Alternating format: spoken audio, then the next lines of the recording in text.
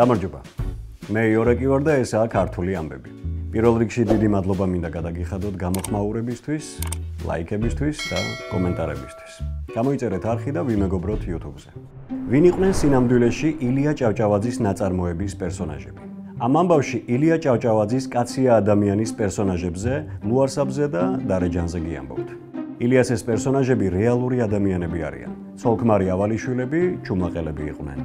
ქმარი ასლან ავალიშვილი თურმე ზუსტად ისე გამოიყურებოდა, როგორც ჩვენი ლუარსაბი. ცოლი კი შესაბამისად დარეჯანივით. პერსონაჟებისგან განსხვავებით, რეალურ ცოლ-ქმარს შვილები ჰყოლიათ, თუმცა ადრე დაეხოცათ. ტრაგედიის მიუხედავად, ოჯახის ცხოვრების ძირითადი საზრუნავი სწორედაც რომ გემრიელის მაჭამა ყოფილა. ოჯახის უფროსი ასლან ავალიშვილი შუა დღისას აივანზე წამოწვებოდა, დაუძახებდა ცოლს და წავიდოდა დიდი განხილვა მსჯელობა, რა კერძი აჯობებდა სადილად. თუ ქათამზე შეთანხმდებოდნენ, ცოლს შემწვარი ერჩივნა. ასლან ავალიშვილი კი ირწმუნებოდა, რომ კაიცივი დედალი ნივრით იმ დღევანდელ ამინდს ყველაზე მეტად შეეფერებოდა.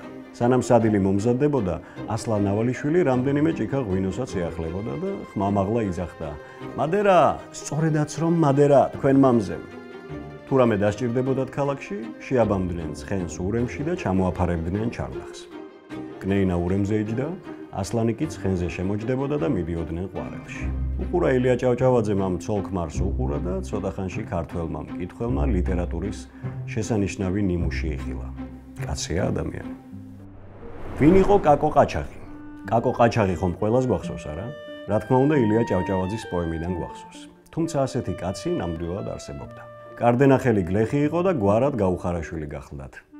ხოდა ამ გაუხარაშვილს ყელში რომ ამოუვიდა თავისი ბატონის გვარად ვაჩნაძის პარპაში, გამოასალმა სიცოცხლეს და ალაზნის ტყეში გავარდა ყაჩაღად.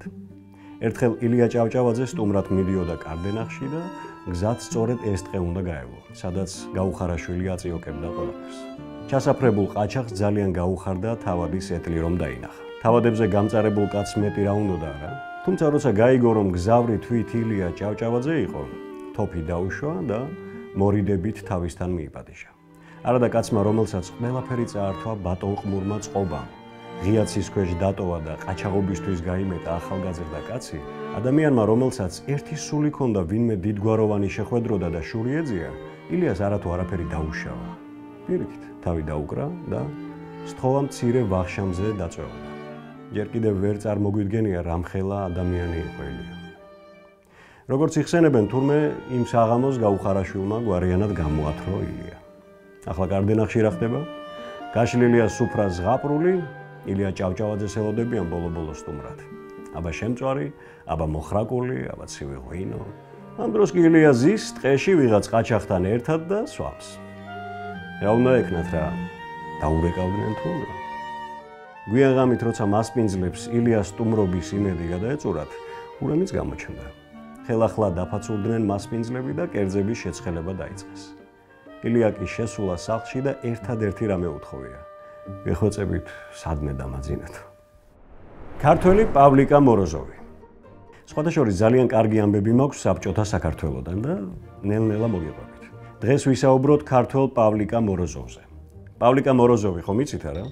საკუთარი მამა და ბიძა რომ დააჭერინა. საბჭოთა პროპაგანდა ამ ამბავს ფუთავდა როგორც სამშობლოს ჭეშმარიტი სიყვარული.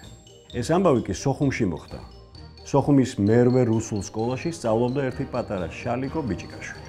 ის სიამაყით ატარებდა ნორჩი ოქტომბრელის სამკერდე ნიშანს. პატარა შალიკო ბეჯითად სწავლობდა და სანიმუშო ყოფაქცევით ცდილობდა წვლილი შეეტანა კომუნიზმის აღმშენებლობის საშვილიშვილო საქმეში. სამშობლომ დაუფასა პატარა შალიკოს სიბეჯითე და დადგა ის ნანატრი დრო, როცა შალიკო უნდა დაემშვიდობოს ოქტომბრელობას, მოირგოს წითელი ყელსახვევი და გახდეს პიონერი. აღტაცებულმა ბავშვმა ეს ამბავი სიამაყით ამცნო მშობლებს და თან მოუყვა ერთ-ერთი პირველი პიონერის, პავლიკა მოროზოვის გმირულ ქმედებებს და თავგანწირვას სამშობლოსადმი, რომელიც შალიკომ თავისი პიონერ ხელმძღვანელისგან მოისმინა. შალიკოს მამა ვერ იტანდა კომუნისტებს და შვილს შეძლების და გვარად კორექტულად აუხსნა იმ ამბის მთელი ტრაგიკულობა, რაც პავლიკა მოროზოვმა ჩაიდინა. დაფიქრდა პატარა შალიკო, მაშინვე შეიძულა შენი პავლიკა მოროზოვი და მეორე დღეს პიონერთა რიგებში საზეიმოდ მიღების წინ სცენაზე ხმამაღლა განაცხადა, რომ პავლიკა იყო საზიზღარი გველის წიწილა, რომელმაც დააბეზღა მამა და ბიძა და სულაც არ უნდა დამსგავსებოდა ამ ბიგინდარას. რა თქმა უნდა, ბავშვი კინწისკვრით გამოაგდეს სკოლიდან. პატარა შალიკო ატირებული დაბრუნდა სახლში. ცოტა ხანს უცქირეს ოჯახში შალიკოს ტანჯვას, მერე შეეცოდათ. მართლა ძალიან უნდა ბავშვს პიონერობა, ამიტომ მამამ გამოსავალი მოძებნა. შალიკო უნდა მისულიყო მეორე დღეს სკოლაში. პიონერ ხელმძღვანელისთვის ბოდიში მოეხადა, კვლავ ეღიარებინა პავლიკა მოროზოვის გმირობა და მიეღო ის ნანატრის სტატუსი, რასაც ერქვა პიონერობა. შალიკო ასეც მოიქცა. მოიხადა ბოდიში, აღიარა პავლიკას გმირობა და ყოველი შემთხვევისთვის ყველას წინაშე დადო ფიცი, რომ მთელი ცხოვრება იხელმძღვანელებდა პავლიკა მოროზოვის პრინციპებით. აპლოდისმენტებით და რა თქმა უნდა, წითელი ყელსახვევით დააჯილდოვეს შალიკო. რაც მოგვიანებით არაერთხელ მწარე დინანეს. შალიკო ერთი წუთითაც არ ივიწყებდა პიონერულ ფიცს, რომელიც დადო ყველას წინაშე და ელოდებოდა დღეს, როცა პირადად შეეჯახებოდა რაიმე უსამართლობას. ეს დღეს დადგა. ერთხელ შალიკო ჭუჭყიანი ტანსაცმლით მივიდა სახლში და ოჯახის წევრებს მოუყვა, რომ კლასის დამრიგებელმა ბავშვები თავისთან წაიყვანა და მთელი დღე ბოსტანი ამარგლინა. მამამ ხელები მოიფშვნიტა და სხვათა შორის იკითხა, მიაჩნდა თუ არა შალიკოს ეს ამბავი სამართლიანად. რას იზამდა შალიკოს ადგილას გმირი პავლიკა მოროზოვი. შალიკო ღრმად ჩაფიქრდა. კარგად გაიაზრა მდგომარეობა და მამას უპასუხა, რომ ამ საქციელზე პავლიკას რეაქცია იქნებოდა მყისიერი, მკაცრი და დაუნდობელი. ამიტომ სწრაფად ამოიღო ფურცელი, კალამი, კონვერტი და საფოსტო მარკერი. 2 დღის შემდეგ გაზეთში დაიბეჭდა ნორჩი კორესპონდენტის შალიკო ბიჭიკაშვილის მამხილებელი წერილი. სკოლას ეწვია კომისია. გაზეთში დაბეჭდილი ფაქტები დადასტურდა. კლასის დამრიგებელი სასწრაფოდ გაათავისუფლეს სამსახურიდან. ყველაფერი აქ არ დამთავრებულა. გარკვეული ხნის შემდეგ, როცა პიონერი შალიკო შრომის მასწავლებელმა ლუდის საყიდლად მაღაზიაში გაგზავნა, შალიკომ ჩათვალა, რომ მასწავლებლის მხრიდან ადგილი ჰქონდა კანონდარღვევას. გაანალიზა, როგორ მოიქცეოდა მის ადგილას პავლიკა მოროზოვი და ზუსტად ისე მოიქცა. 2 დღეში გაზეთში კვლავ გამოიცა სტატია, რომელიც შრომის მასწავლებელს უფლება მოსილების გადამეტებაში ამხელდა. კვლავ მოვიდა სკოლაში კომისია, ფაქტები რა თქმა უნდა დადასტურდა და შრომის მასწავლებელი ჩამოაქვეითეს დარაჯად. სკოლის დირექტორი კი საერთოდ მოხსნეს. გამოხდა ხანი. ოქტომბრის რევოლუციის მორიგ წლისთავთან დაკავშირებით სოხუმში გადაწყვიტეს, რომ პიონერულ ორგანიზაციებს უნდა შეეგროვებინათ ჯართი, ჩაებარებინათ და აღებული თანხით ეყიდათ თვითმფრინავი, რომელსაც საზეიმოდ გადასცემდნენ გმირ კუბელ ხალხს. სრული 3 თვე აგროვებდნენ პიონერები ჯართს. შალიკოც დიდი მონდომებით მუშაობდა. დღეს და ღამეს ასწორებდა. ფაქტიურად ჩაიწყვიტა წელი მუშაობით. ბოლო-ბოლო თანხა შეაგროვეს. შალიკომ სახლში მოყვა, რომ ჯართის შეგროვება დასრულდა. ჩააბარეს და აღებული თანხით ფიზკულტურის მასწავლებელი წავიდა რესტორანში, რათა იქიდან დაერეკა და ეხარებინა ფიდელ კასტროსთვის. სანამ მამა რამეს ეტყოდა, თვითონ შალიკომ მოასწრო სწორი კითხვის დასმა. ყუბაში დასარეკად, რატომ წავიდა რესტორანში მასწავლებელი და არა ფოსტაში. ფურცელი, კალამი, კონვერტი და გაშვანშვალდა მორიგი წერილი. რამდენიმე დღეში კომისია მოვარდა სკოლაში. ფიზკულტურის მასწავლებლის შემდგომი ბედი უცნობია. ბევრი რომ არ გავაგრძელო, ბოლოს სოხუმის მერვე სკოლა საერთოდ გააუქმეს. პედაგოგები ზოგი სახლში გაუშვეს პენსიაზე, ზოგი დეკრეტულში. ამის მერე მთელი თვე დაატარებდა მამა პატარა შალიკოს სკოლიდან სკოლაში, თუმცა მის დანახვაზე სკოლის დირექტორებს გული მისდიოდათ და არსად არიღებდნენ. ქართველი დიპლომატი ქალი, რომელმაც 2 იმპერიის ომი დაასრულა.